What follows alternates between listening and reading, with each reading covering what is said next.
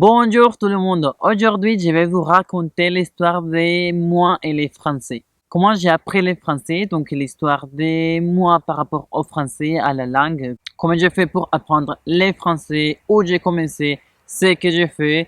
Et comment ça s'est passé une fois que je suis arrivé ici en France. Parce que moi, j'avais appris en français, mais c'était très académique.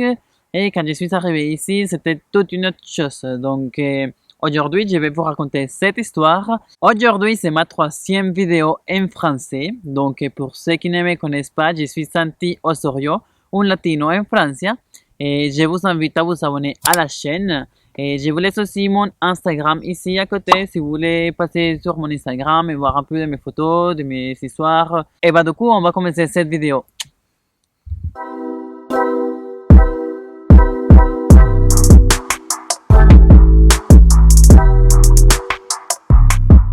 Donc, pour commencer, moi, j'avais jamais fait de français de ma vie. J'ai commencé à apprendre les français quand j'avais 18 ans, mais avant, j'avais jamais entendu un mot de français.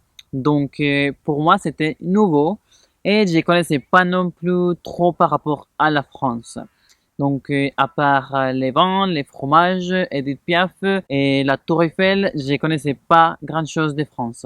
Et alors, pourquoi j'ai appris les français? Donc, avant tout, c'était un choix académique.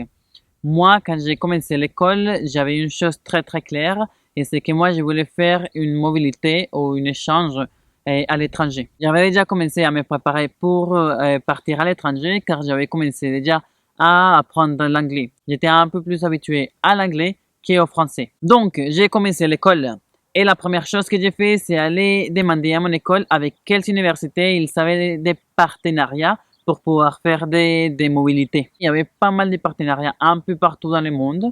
Il y avait l'Angleterre, les États-Unis, le Canada, le Chili, l'Argentine et plusieurs pays ici en Europe. Moi, je me suis dit, bon, je connais déjà l'anglais, donc ça serait un challenge de plus si j'apprends une autre langue. Il y avait l'Espagne, mais donc l'espagnol, je connais déjà. Ensuite, il y avait l'Italie, mais donc l'Italie, je disais, bon, ça se rapproche un peu à l'espagnol, je peux apprendre ça beaucoup plus facilement. Et donc, il restait la France et l'Allemagne. Et c'est là où j'ai commencé à chercher les universités, les écoles. Donc, j'ai cherché les écoles qu'il y avait en France, les écoles de l'Allemagne. J'ai comparé, j'ai regardé ce qui me convenait le plus.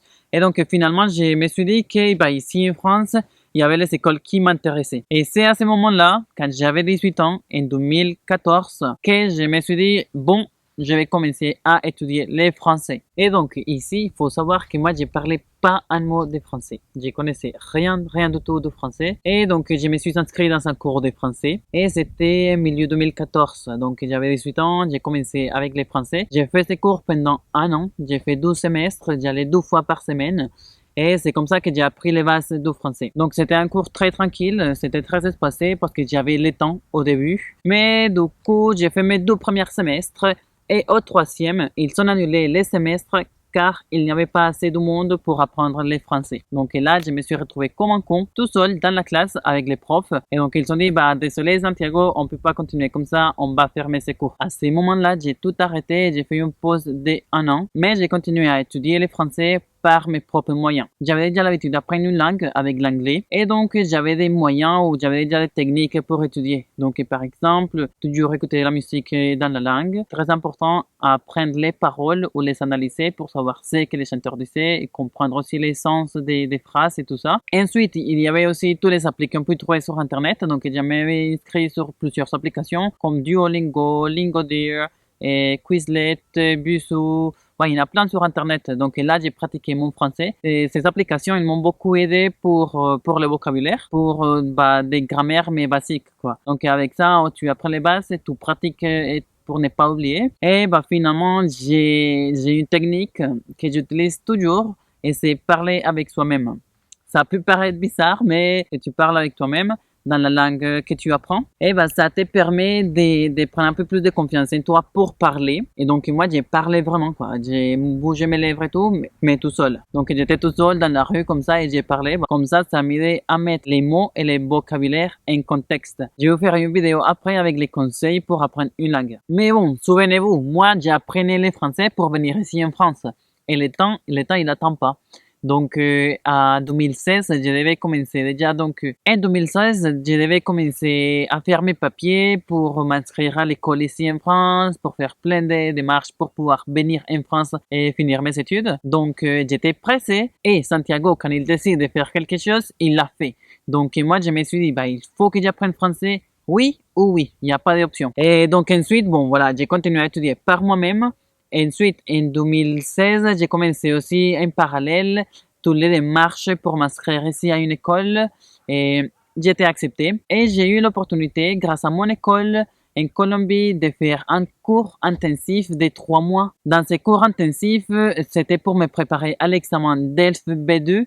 C'est l'examen pour certifier la langue française. Et bon, j'ai fait cette cours de français, mais à la fin, bah, j'ai réussi l'examen DELF B2. J'ai eu mon DELF B2, mais je savais que mon vrai niveau de français à l'oral, c'était pas un B2. Donc, je pouvais me débrouiller, j'avais les bases, mais c'était pas un vrai V2. Néanmoins, je me suis dit, bon, tant pis, si je sais le français, c'est bien, sinon, bah, je vais l'apprendre. Et donc, c'est comme ça, je dirais aussi, le DELF B2, c'était un des prérequis pour pouvoir venir ici en France, et bah, dans une école française. Et donc, bah, j'ai eu l'examen. Et je suis venu ici en France. Et donc, quand je suis arrivé ici, je me suis rendu compte que je savais rien du tout. Je savais les bases. Je savais dire bonjour, ça va, comment allez-vous, où se trouve la boulangerie, et comment j'ai pu aller telle part. Je savais vraiment les trucs de base. J'arrivais pas trop à me faire comprendre parce que j'avais un accent très très fort. Et le problème aussi, c'est que moi, j'arrivais pas non plus à comprendre les Français. Donc, on me parlait, mais je comprenais pas trop. J'ai trouvé que les Français, ils parlaient trop vite. C'est comme ça que je suis arrivé en France et j'ai commencé l'école directe. Et il y avait plein de cours. Tous les cours étaient en français. Tout le monde parlait français par-ci, par-là. Je me souviens que la première journée des cours, j'avais rien compris. Et je me suis dit, ah là là là là, qu'est-ce que j'ai fait là? Il faut que je retourne chez moi parce que ça va pas du tout. Mais bon, bah, finalement, je suis resté, j'ai dit, bah non, on est là, je vais continuer à apprendre, c'est pas un problème. Donc, je me suis appliqué vraiment. J'ai étudié le français par moi-même tous les jours. Et après, comme j'avais l'école tous les jours aussi, de 8h jusqu'à 18h, j'entendais le français toute la journée. Donc, ça m'a beaucoup aidé pour l'écoute. Donc, au bout de 3 mois, j'ai compris déjà très bien le français. Je pense qu'à 80% de ce que les Français disaient, j'arrivais à comprendre. Je comprenais l'idée. Après, je comprenais pas mot par mot. Par contre, j'arrivais pas à m'exprimer. Donc, j'arrivais pas du tout à parler. J'avais un accent très très fort. Donc, les Français, ils avaient du mal à me comprendre. Et donc, c'est cette deuxième étape où, donc, j'ai commencé à beaucoup parler avec moi-même, avec les autres. J'ai me lancé sans peur, donc j'ai parlé, même si on me comprenait pas, j'ai parlé parce qu'il fallait que moi j'apprenne à parler. Donc la plupart de ce que je sais aujourd'hui, de ma prononciation, de ma grammaire à l'écrit, c'est tout ce que j'ai appris ici en France.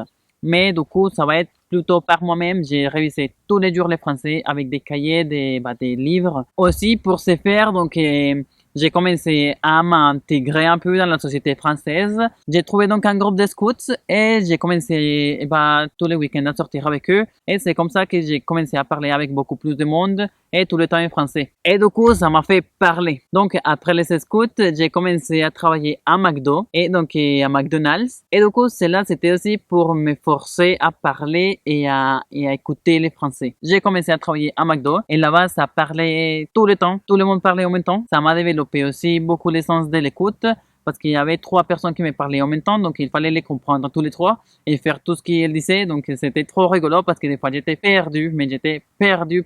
C'était une technique qui m'a beaucoup aidé aussi. J'ai beaucoup appris avec eux là-bas. Et du coup, à ce moment-là, ça faisait déjà 1 an que j'étais en France. Et donc à cette époque-là, je pense que j'ai parlé déjà bien le français. J'avais encore un accent très marqué.